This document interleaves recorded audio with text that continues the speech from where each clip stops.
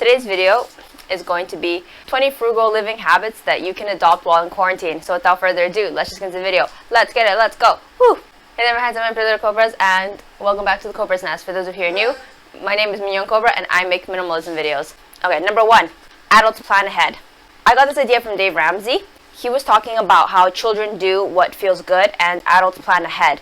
It's really easy to get caught up in the moment and think, you know what, this feels really good right now, so I'm just going to do it and worry about the consequences later. But if you want to be a little bit more frugal with your life, having a long-term plan will definitely help a lot. This is where Adulting 101 comes in hand. For myself, I decided to stop thinking about the little small pleasures that made me happy in the moment and thinking a little bit more about things that long-term could help benefit me and kind of finding that balance.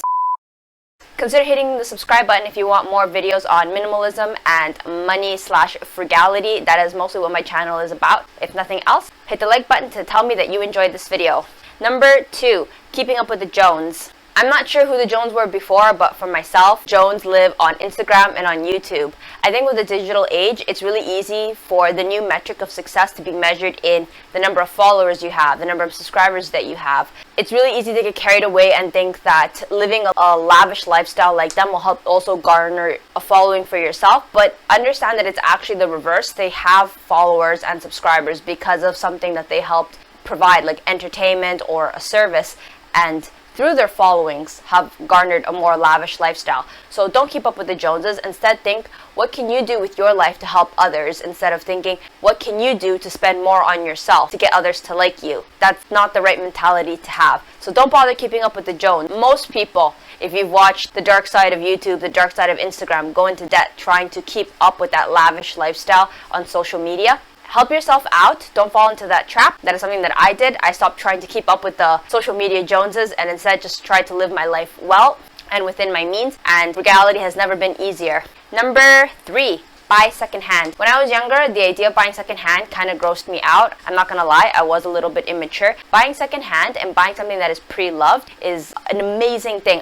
Really good life tactic, because not only are you helping preserve the longevity of an item, you're also helping keeping more waste from going into the trash. You're taking an item off somebody else's hand and you're giving longevity to that item and also helping yourself out because you're getting a similar item for a fraction of the cost than if you had bought it new.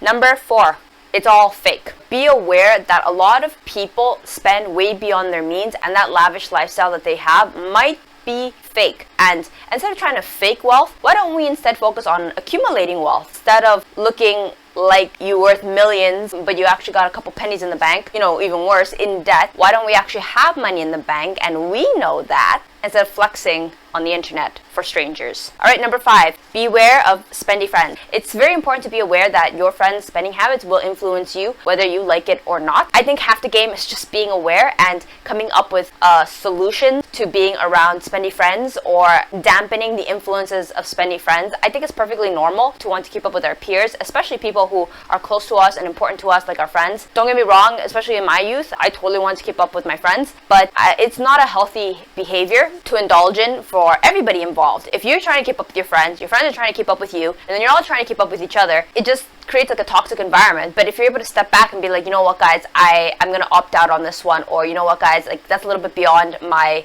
capabilities, you are leading by example and you're setting yourself up for success, and maybe whether you know it or not might help take off a burden off of your friends too. Number 6, live below your means. During quarantine, I think especially more so now than ever, it's important to take a look at some of the stuff that we considered needs rather than wants. For all my peoples out there who like to get their nails done and get their hair done, and the more superficial things that are, yes, part of our daily grooming, seem important or necessary, but might not actually be as necessary as we think. There are other more frugal options that we could adopt: cutting our own hair, doing our own nails, coloring our own hair, cooking at home, cleaning for ourselves, not necessarily hiring a maid, that maybe we can then extend into life after quarantine and can help us lead a little bit more frugal and smart spendy lifestyle. Number 7, do not upgrade your gadgets. I think it really does depend for this one. I think within reason, you don't need to be upgrading your equipment every single year or every 6 months, but I think that upgrading your equipment within a reasonable amount of time can be a good thing, especially if social media is your work. I think investing in a good quality audio and a good quality camera can definitely help, but I don't think that we need to get caught up in this obsession obsessive cycle of constantly upgrading. I think that's the part where people kind of say don't upgrade your items. It's not don't ever upgrade your items, but let's just be a little bit more frugal about it. Let's apply some of the tips that we've learned. So let's try to buy secondhand, buy it on discount, invest in a good piece so that it will last us longer, so we don't have to be buying every couple of years, and we can maybe buy an item that might last us like say 5 years, or just a much better money habit practice. All right, number 8, figure out what's driving your shopping habits. It's really important to understand the reason why you do what you do. Understanding the cause and the driver is already, I think, like half the game. For myself, once I figured out what was driving me to make some of my purchases and why I was making certain particular purchases, I was better able to address the underlying issue, therefore helping solve the root of the problem rather than just continuously putting a band-aid and making myself go more into debt and cultivate poor shopping habits. Because honestly, when you don't address your money problems, it really just hurts you. Number 9, don't shop without a plan. That all of the purchases that we make are important in their own way. There are no such thing as small little purchases that don't really matter. That type of mentality is going to keep you in the poorhouse forever. I used to do this. I was totally guilty of this. I used to think a little purchase of $2 here, a little purchase of $3 there. I didn't think these things mattered. But you have to understand that every purchase that you make is the sum of your monetary success. So I think it would be really good to respect our money and to make every purchase that we make important, because you know what, honestly, your money is important and what you buy is important. Let's make purchases that we're happy with and that we're proud of and that we know are taking us in the right direction. So making more intentional and helpful purchases and habits definitely going to take us in the right direction. Number 10, create an emergency fund. We don't have to be overly ambitious with this, especially if we're just trying to be frugal during quarantine. I know that like a lot of us have lost our jobs, and right now some of us are eating through our emergency funds. So I think right now more so than ever how important it is to have an emergency fund. Moving forward into the future, it would be really helpful that once life gets back on track for us to remember how it was during quarantine and how difficult it was, so that should something like this ever happen again, we can have set aside $1,000, $2,000, and we don't have to be worrying during the difficult times also how we're going to eat, how we're going to make payments, how money's going to be taken care of. We have that emergency fund. Emergencies will come up, as we have seen, and nothing's really going to help you out the way money's going to help you out in times of crisis. All right, number 11, make it yourself. During these quarantine times, we have a lot of time at home. So I can understand that without quarantine, maybe people feel like making it yourself is too time consuming. After quarantine, it would be really helpful, or even during quarantine, to continue to make things for ourselves, because it is the more frugal option. Of course, within reason. If we can implement the principle to areas of our lives where it's suitable, it would be a really good thing. Number 12, fix it before you replace it. I have to thank my minimalism lifestyle for this one. I really have come to cherish the items that I have because I did invest in what I consider better pieces. So I've been more willing to fix items than if I had the feeling that it's just a crappy shirt, you know what, I don't really like it, I'm just gonna go out and purchase a new one. Because I bought better quality items from the get-go, I felt more inclined to want to repair them. So during quarantine, if there's some items that are, worth salvaging, try to fix something before you decide to replace it. I think if you can fix it up, you've already saved yourself that money on buying the replacer. Number 13, finish using it. For myself, I have been guilty of a product expiring before I was able to finish them up because I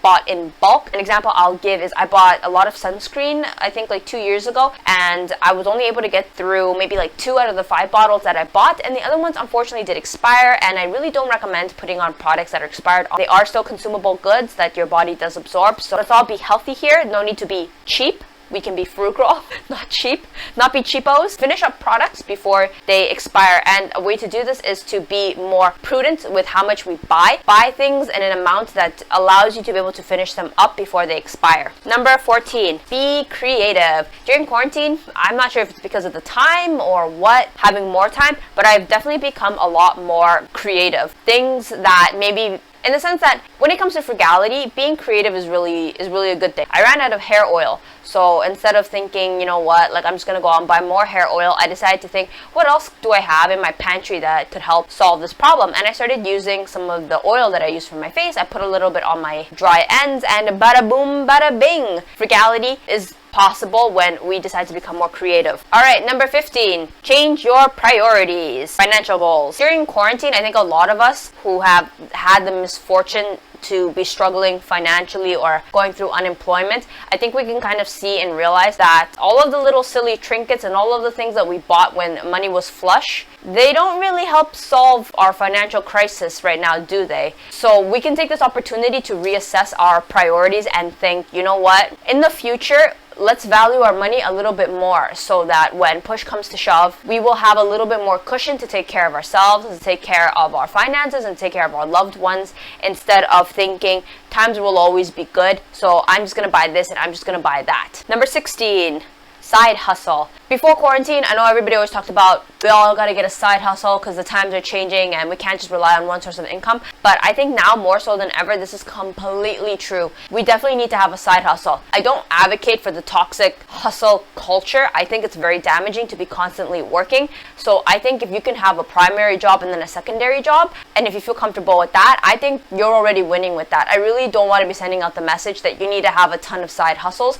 or that you need to be generating 16 sources of income or passive income, especially if you're starting out, or especially during, very frustrating times like quarantine. I don't want to be telling people, you got to be doing this and you got to be doing that. I don't. I'm just saying, open your mind up to different possibilities and not just solely relying on one source of income. Number 17, improve/invest in yourself. There's a lot of things that we think that we can invest in. We can invest in luxury pieces, we can invest in the stock market, but I have found that the thing that has given me the most return on investment was actually anything that I invested in myself. And I'll give examples of that. When I invested in my education, I made myself an educated person, and I opened myself up to a different way of thinking, and I also allowed myself the opportunity to have a piece of paper that I could show to employers that I'm employable and that I'm hardworking. I also invested in myself when I decided to start learning languages, or I invested in myself whenever I taught myself a new skill, when I taught myself how to learn to video edit, when I taught myself how to sew and repair clothes, when I taught myself about finance. When I taught myself and I invested in myself, the return on investment has been huge. So if there's anything that you want to really invest in,